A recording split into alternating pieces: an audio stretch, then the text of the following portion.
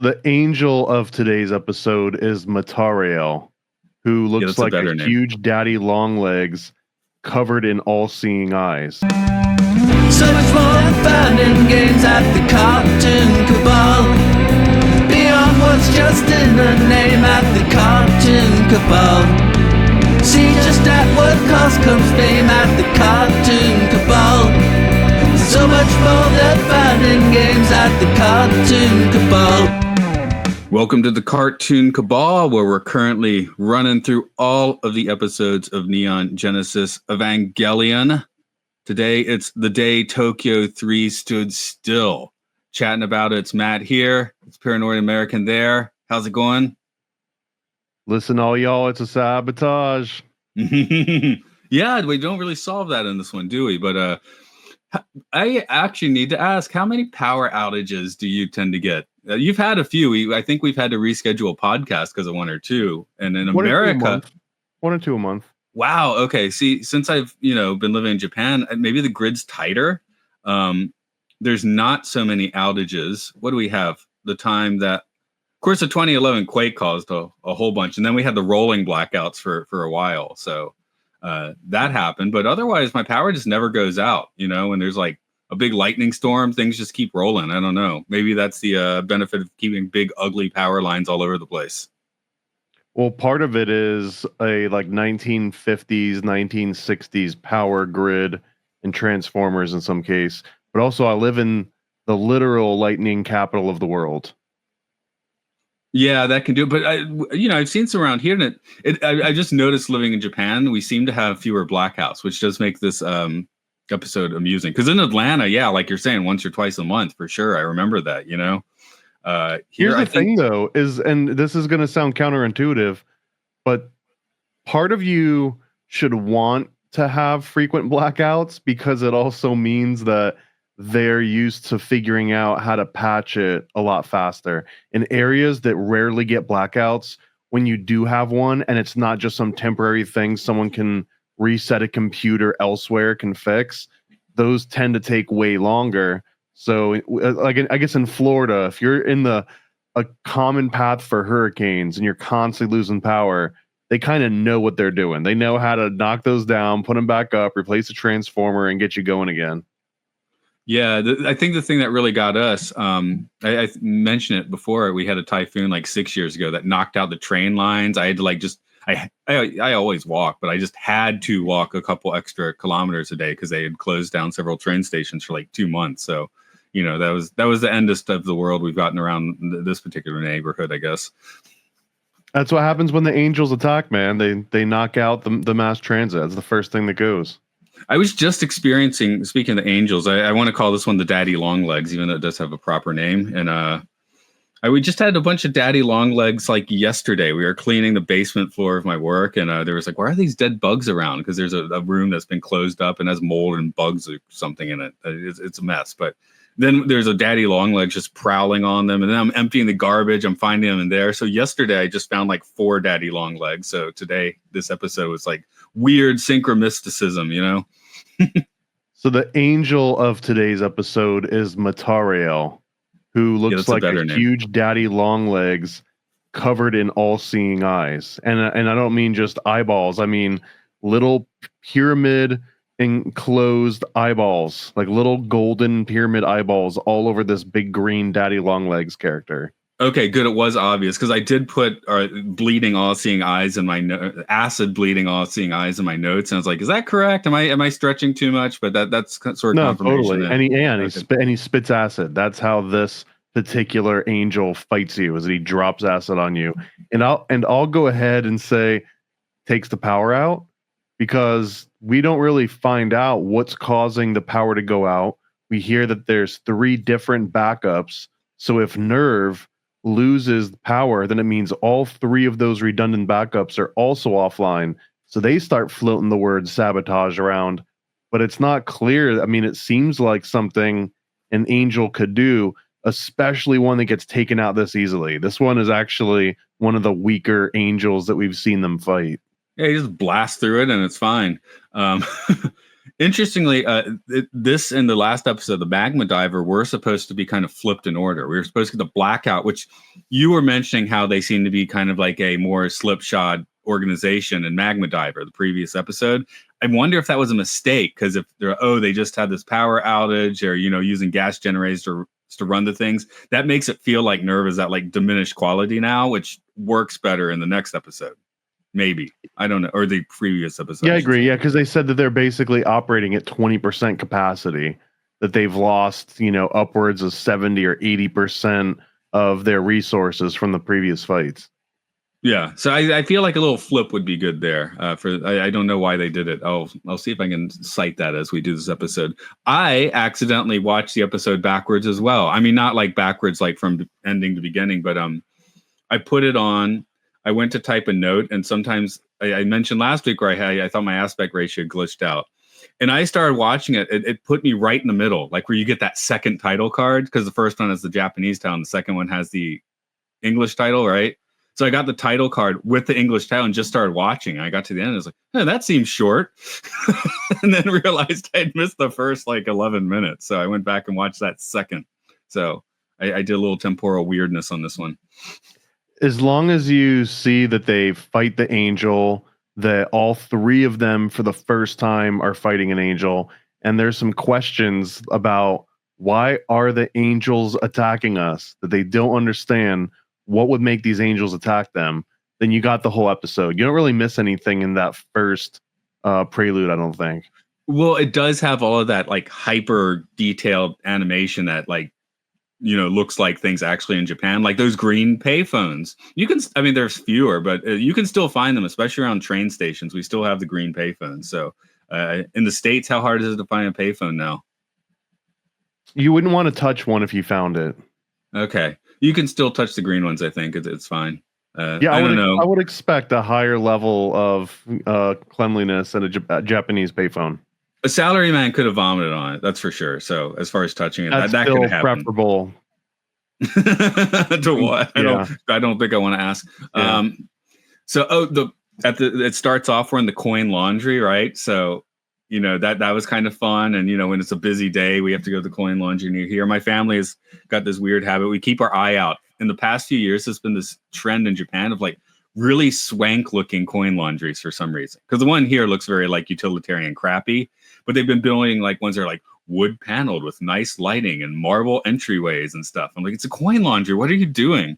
So, well, because coin laundries actually turn into congregation spaces. If it's not just a one-off because something irregular is happening at home and you don't have access to your own washing machine and dryer, if that's just part of your normal routine, is that once a week or whatever, you end up going to the laundromat, it's kind of like going to the club. You don't get to drink. You'll probably find drunk people there. They just don't serve alcohol there. Right. Maybe that's why. I don't know. I haven't the one near here, like I said, is a crappy old one. The sign is like, been weathered and it's decaying and looks creepy. It's called Whitopia, which is also kind of a bizarre name. Whitopia. That sounds like some kind of a, group in the States you don't want to hang out with. I did some of my best studying in laundromats, I think. Something about the smell and like the hum. And I think there's something about it. Nah, that little wafting odor in the air tends to make me want to stay in there as little as possible, personally. But well, that's what makes it so great to study, because all the people like you are like, I'm out of here. Yeah. Have you seen the movie Pecker, John Waters' Pecker? I don't think so. Great movie. Edward Furlong, Christina Ricci, and it spends a lot of its time in a laundromat. Yeah, Christina Ricci is like the fascist manager of it. Not just I'm calling her fascist, but her character is the hardcore manager of a laundromat. If you're doing something that's outside the bounds, she will call you out on it. That sort of thing.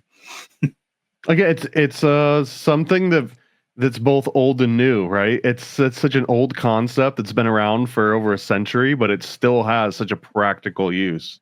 Yeah, well, it's the laundromat, right? Well, it's coin laundry, as the sign here said, but in the States, it's laundromat. Like we used to have the automats, which we don't really have so much anymore. So, kind of interesting. We can't be trusted with them. Yeah, but the laundry ones have stuck around, so that's an interesting thought. I feel like it's sort of cut from the same cloth. Yeah, the unfortunate thing is just like automats, laundromats also somewhat work on an honor system, and there's not a lot of things in America in 2025 that have survived that operate off the honor system.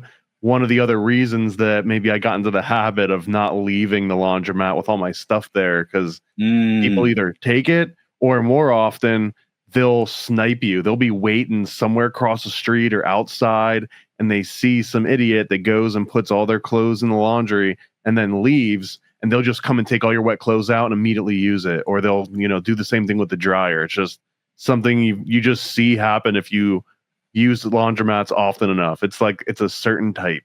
Oh, okay. So you will take it there and come back home for 30 minutes because it's like a 2-minute drive and then go back. So yeah, some people they'll drop off, they'll go and do some shopping or just walk around the area, whatever, come back and grab it, and they'll come back and their clothes will just be in a big wet pile in the middle of the room, and someone else got to use their dryer. Yeah. See, another thing that you see the dude get on the train with a guitar, right? And I'm just, yeah, that's me. I'm half the time I'm on the train with the guitar, walking around midnight with a fender on my back. I probably don't want to do that when I'm back in the States, in a couple months. So let me just say, if anyone actually still uses laundromats, especially if they are the coin operated ones, you can do some YouTube video searches on just how to do free coin return laundromat. Like there's ways that you can kind of manufacture little things that you stuff into the slots and it'll just give you free forever. I mean, it only works on certain kinds, but yeah, anyways, I'm not saying to do that. I'm just saying there's videos out there on how to do it. Right. No, I got the coins. I'm cool. I guess we're going to move on. If we go on about laundromats for another minute, like 80% of the people are shutting this thing off, I think. So. Oh, wait, they were already gone. Yeah, they're already gone. They're already gone. We're talking to ourselves now. That's fine. A couple things. There's an election, which, by the way, those trucks driving around, blasting noise pollution, screaming about who to vote for is very much a thing in Japan. I've heard some outside on while doing these podcasts before, and I think Zoom was nice enough to cut it out. But that's a very normal bit. So on a personal level, people in Japan are supposed to be, relatively quiet in public. But then these trucks are allowed to drive around just like blasting you at like 7 a.m. for some reason. Well, because it's the truck doing it. Right. Vote for so-and-so, it's the Blues Brothers thing. That's a very normal thing here. But then it comes up, even the regular people understand this election doesn't really matter. We have 3 supercomputers running our society. The council just does whatever the computers say.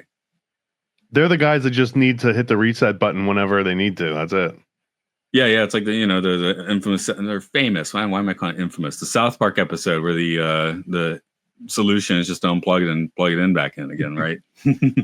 I feel like this is a good part too. I was noticing, I don't know how much you look out for AI generated text in articles or in social media posts and stuff, but there's like a few specific dead giveaways. The most obvious one that everyone brings up is the M dash. If you see lots of M dash usage, sometimes that indicates heavily, AI generated text. So you kind of know, okay, what level of effort went into writing this thing? So what level of effort do I need to put into reading it? And part of it is explained away as, well, that's people being sloppy or not knowing to at least replace your M dashes with an ellipsis or something. But the other part of me thinks, what if that's literally the AI giving us a head start? That's just like, hey, we are going to kill you. We're going to eradicate you. But here's an M dash just to kind of let you know that here's what to look out for if you want to know something's AI generated or not, because pretty soon we won't get the M dashes anymore, and then we're not really going to be able to tell very easily at all. Oh, good. I didn't know about that, so I don't know the red flags. But I like looking up music gear reviews and stuff, and I more and more, especially in the past year or two, I'm looking up gear reviews. I'm like, oh, this is not a real one. This one is, I can just smell the AI on it, and then maybe I'm seeing M dashes and subconsciously noticing that, but just the way it reads is not correct, There's some tells. There's the M dashes. There's the use of certain words you don't hear often, like tapestry. You'll hear like a lot in AI generated prose, but it also does this thing where it proves a point through negatives, where it'll say, X isn't just Y, it's Z. but you'll see that constantly repeat in 20 different articles. It'll be like, this isn't just a piano. This isn't just a synthesizer. It's a game changer. You start hearing that type of phrasing over and over again, plus the M dashes, plus the tapestry of sounds. You know, if we were talking about music equipment, all those put together, I think unconsciously still, even if you don't know what to look for, like you mentioned, part of your brain's like, danger, Will Robinson. Like, you're interacting with an evil entity right now. But I really am starting to think that this is the only form of mercy we're ever going to see from AI. This is AI's version of, you get a running start before we murder you. It hasn't gotten quite smart enough yet. So anyway, I guess we're basically on the same page. It's like, Magi is going to murder these people if the angels don't first, you know?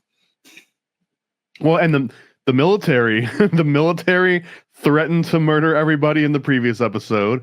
The angels are coming out to murder everybody constantly that they're having to protect themselves from. So this is kind of a rough situation for 14-year-olds to be in. Yeah, and this episode definitely has Hideki Anno's like weird bureaucracy obsession again, as the Joint Chiefs or whatever. Like, oh, it's NERV. I guess they can handle it, you know, and doing absolutely nothing.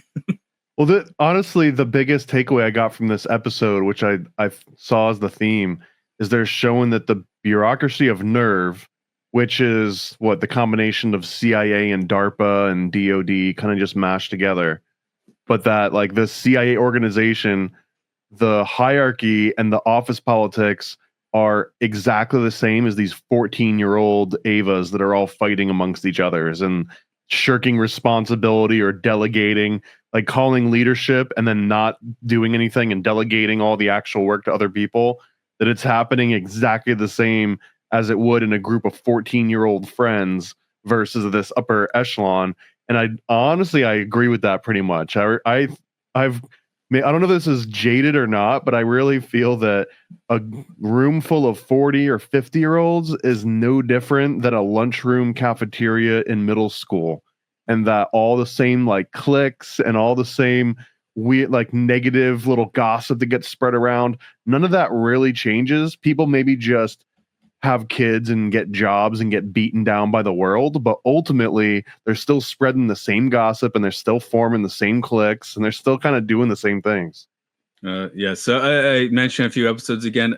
I definitely recommend watching Anno's Shin Godzilla, where it just kind of like the aspect we're talking about is on steroids in that particular movie. So it's like, and then when you go back and watch Eva, you can like see, oh yeah, this is the same guy. I think when I first mentioned, I was like, oh, this is just like Shin Godzilla, and forgetting that it's the same guy. But yeah, so that's his bureaucratic obsessions coming through, and it's, you know, kind of fun. It's like some black humor infused in there. Also, I feel like a lot of sci-fi, yeah, we always see the big, you know, the Men in Black organization. Even when people screw up, the organization itself is infallible. It doesn't mess up, you know. A lot of the mech shows, this big weird organization that does the mechs. Yeah, people make mistakes, but the organization itself is like sci-fi and cool and an ideal, where NERV is a bit of a mess, which makes it more interesting. Because I think that the government agencies at this point are egregores, right? That NERV pretty much runs itself. That even if you were to try and change the course of NERV, one individual person wouldn't be able to make that much of a difference because they're fighting this system that's almost running itself, like a true classic daemon. And NERV itself kind of is this daemon/demon, which makes sense because that's who's fighting the angels. Yeah, and I do want to, you know, figure out just about the commander. Is it? What is Daddy's name again? Call is it Dr. Oh, Gendo. I'm getting Gendo. Okay, and Shinji's dad. But yeah, I am kind of. He's a mysterious dude still, right? Well, he just doesn't like Shinji. I mean, that's pretty much all there is to it. That we're experiencing this entire story mostly through the eyes of Shinji, and he is the ultimate deadbeat dad, in which he doesn't want to be on the phone with Shinji, let alone in the same room as him. So we don't see much of him. But I don't blame him because Shinji sucks. Yeah. And then Asuka is talking to Rei like, oh, you're favored. And she gives like the most MK Ultra victim response ever, right? Which is, I did write down, I think. Anyway, she's just talking about how like, yeah, they know they are not favored, right? So whatever goes on in the background sounds like it really sucks with her. She's just like a shell of a human being at this point. Yeah. So, I mean, we in episode 6, we got the little glimmer of a personality. Of course, we're back to what Asuka calls the perfect girl. I'm like, how I don't see how you can call someone that ephemeral and weird as the perfect girl, but you can be attracted to her if you want, but she's like not socially functional. But if your job is to disassociate and fight angels in a mech suit, then yeah, she does kind of seem like the perfect MK Ultra victim girl. Okay, well, I guess in the guardrails of this particular job, she is then. But right, like Rei has pretty much zero resistance to anything.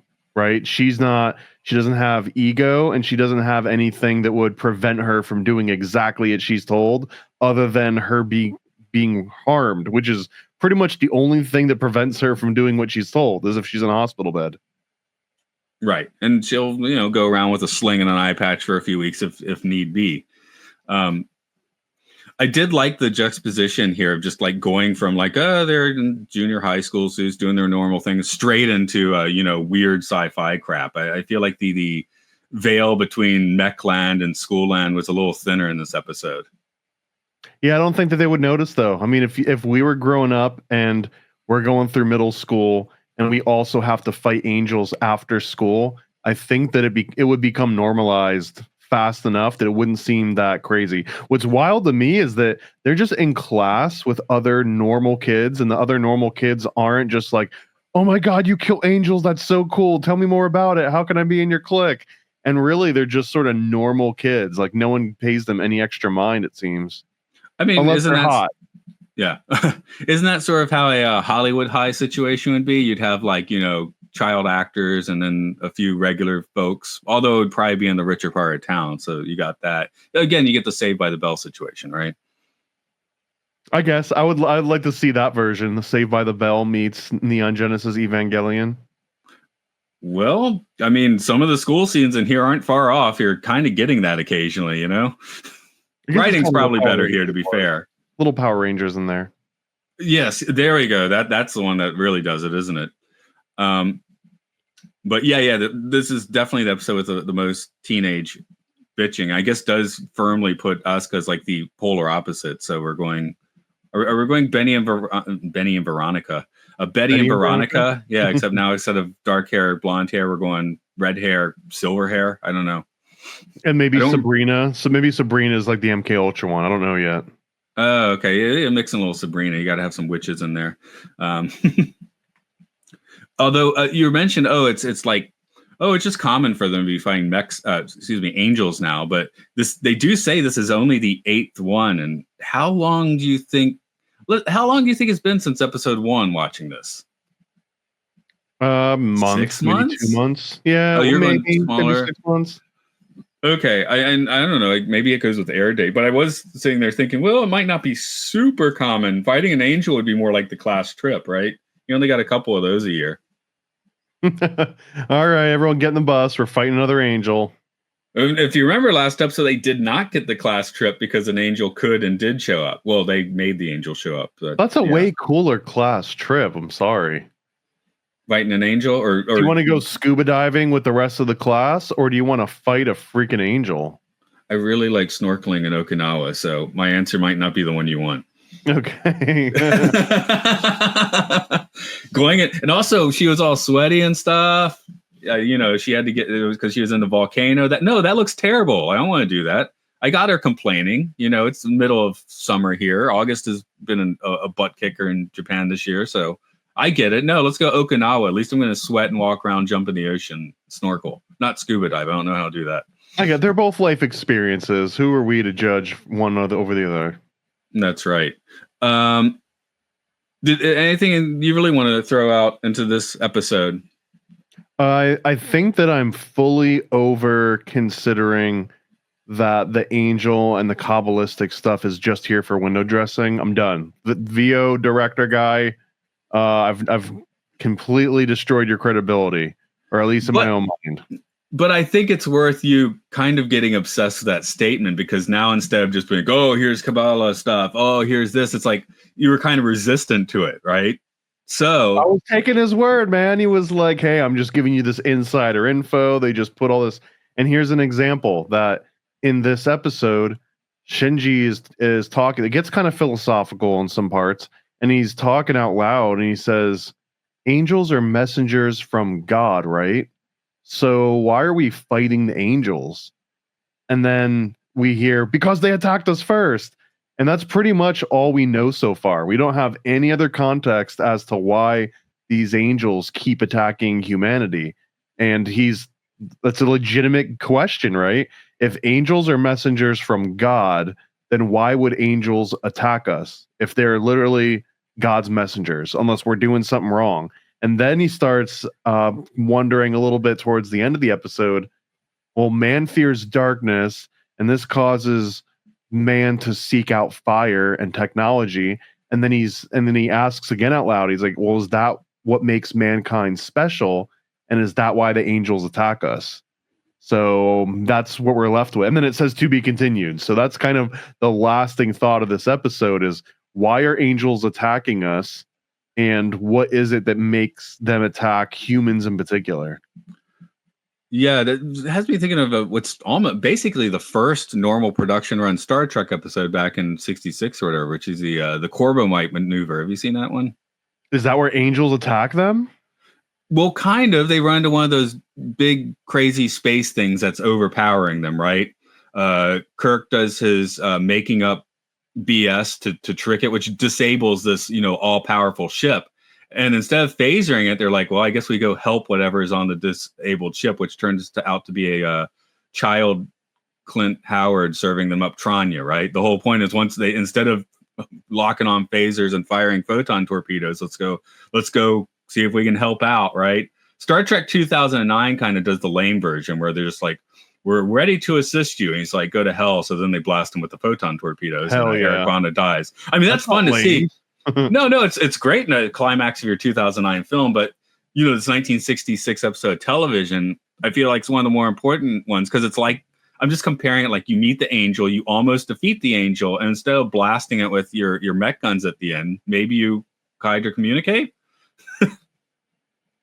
I don't know, man. These angels have been going for broke. They want to destroy and kill us. Right. But that's why I'm bringing up the Corbomite maneuver, because the entire tone of 90% of the episode is that, and then it has like the little change at the end because it's, kind of the Star Trek thing going on there. Which, and yeah, when the monster is smashing your city, you don't really think about communicating with it. But this is a show that makes you think maybe you should try. Maybe there's something if you do it. As far as I know, in the New Testament, the only unforgivable sin is denial of the Holy Spirit. It doesn't say anything about not killing angels. So you can kill angels as much as you want, and I'm pretty sure J-Man's okay with it. Yeah, Massacre of Angels, gotcha. Rolling along, I'm basically through my thoughts on this one. It is a very good episode, but yeah, like you said, I watched the second half first. Oops, and I was like, oh, that was good, and I realized I'd only written like 6 notes down at that point, and then I missed the first 5 minutes where I got another few notes, but. I mean, compared to the last 2 or 3 episodes, this one felt like it was a slower change of pace. Like I'm ready for some more action. I'm ready for him to be a little more silly again. There was a little silliness in this one, and interestingly, this one has some Studio Ghibli involvement. Some of the more humorous stuff, like especially the truck stuff we were talking about, was actually animated by Ghibli, I guess, doing them a solid or something. I'm not quite sure how that worked out, but there's a Ghibli involvement in this one episode, at least. Okay, I mean, and there was a little bit of silliness, but for me, it was mostly dialogue, because at the beginning of the episode, when the power goes out, it shows someone in the NERV military compound, and he's like, man, it sure would be a disaster if an angel attacked right now. And then, of course, an angel attacks right after he says it. So like that, I kind of appreciate the campy little, like, sure is quiet, you know what I mean? And someone's like a little too quiet, and then everything goes to hell. So I I appreciate that, but I think in the previous 2 episodes they just did it with a little more grace. Yeah. Also, the trapped in an elevator trope is pretty overcooked. So even in '96 when this was released, it's like, yeah, that's been Saved by the Bell did it just to bring that up again, you know. Everyone's done that, yeah. Yeah, so that seemed a little bit lazy, but whatever, you can do that, I guess.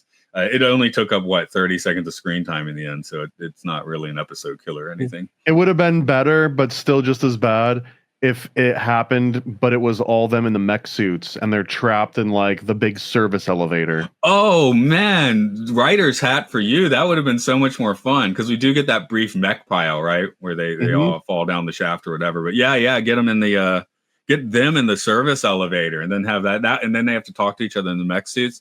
Plot hole is that the mech suits, especially today, only work. It seems even when everything is working great, these things only function for like 10 minutes at a time. And in this one, it's made clear it's more like 5 minutes because they're on diesel generators. Well, again, they're low on resources still. We haven't seen them replenish their resources yet. Yeah. Japan, notoriously resource poor. I guess if you use the volcanoes enough, but... Well, that's all for my Illuminati all-seeing eye, daddy long leg, acid spitting review of this one. I can remember what this one looks like easily, though, where some of the, like last week's Angel and Magma Diver, I've already forgotten exactly what that looked like, right? Where this one, it's like, think of a daddy long legs with freaking pyramid eyes on it covered, you know? Yeah, good point. I don't think I remember what the monster looked like in the last one either. I remember the little fetus thing, but I guess that looked like a trilobite or whatever thing. So that's easy to remember. But I'm talking about the actual monster. You know what? It looked like the Cracker Barrel logo. By the way, just before we got on, I kept seeing the articles and I looked at the newer one. And I was like, I get that where the older one's like a little more old timey, and the new one, I'm like, whatever, you can do that if you want. I don't care. The truth is nobody cares. People only go to Cracker Barrel if they want to feel like they can eat retirement center food outside of the retirement center.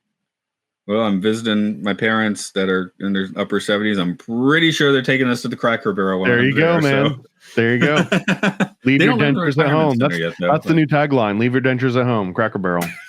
Oh, yeah. There we go.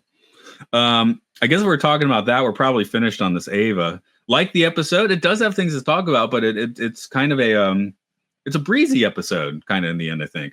And yes, Day the Earth is still. Of course, we get the reference. I don't know what more to say about that, but I think we've said it all. Yeah. Okay. What do you want to say to the folks? I've got a million projects going on as usual. The next big one is probably going to be satanicpaniccomic.com. And if you can't put it together already, but it's a comic book about the Satanic Panic, something I've been working on for a long time. It's a couple years worth of research. And I think a pretty unique kind of point of view on this topic. Maybe it's been hit over the head quite a bit over the last 2 or 3 decades, but what can I do? I grew up in the middle of the Satanic Panic. So here's my take on it. And if you want to get like an exclusive early backer version, just go to the website and sign up. satanicpaniccomic.com. Thank you. Okay. As for me, you can find me talking about all sorts of media at the link below, podcastios.org. Talking about the Twilight Zone at Time Enough Podcast. Talking about highly rated and lowly rated movies according to IMDb on Films and Filth. Talking about Severance on Imprison, an The Severance podcast. Something like that. Just type Imprison. That'll do it into your podcatcher. Okay, power's coming back on. Time to vote for mayor. Ready for a cosmic conspiracy about Stanley Kubrick, moon landings, and the CIA? Go visit nasacomic.com. nasacomic.com, CIA's biggest con. Stanley Kubrick put us on, that's why we're singing this song. I'm nasacomic.com. Go visit nasacomic.com. Go visit nasacomic.com.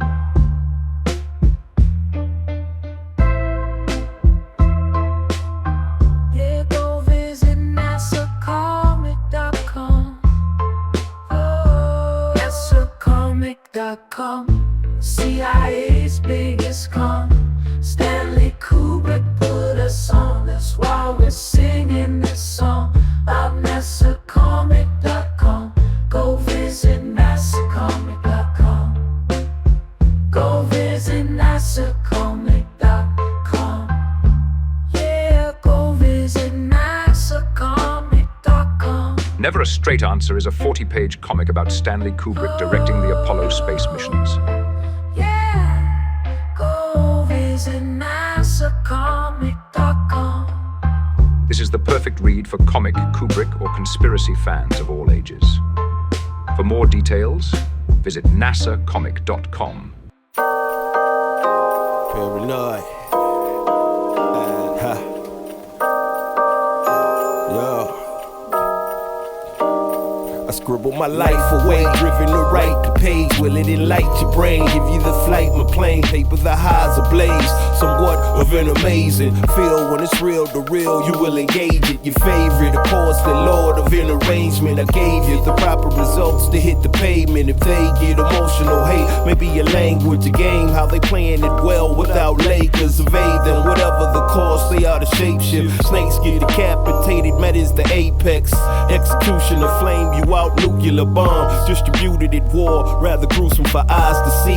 Max them out, then I light my trees. Blow it off in the face, you're despising me for what though? Calculated and rather cutthroat. Paranoid American must be all the blunt smoke for real. Lord, give me a day away, vacate. They wait around to hate whatever they say. Matters not in the least bit. We get heavy rotate when a beat hits, so thank us, you're welcome. Fuck the niggas for real, you're welcome.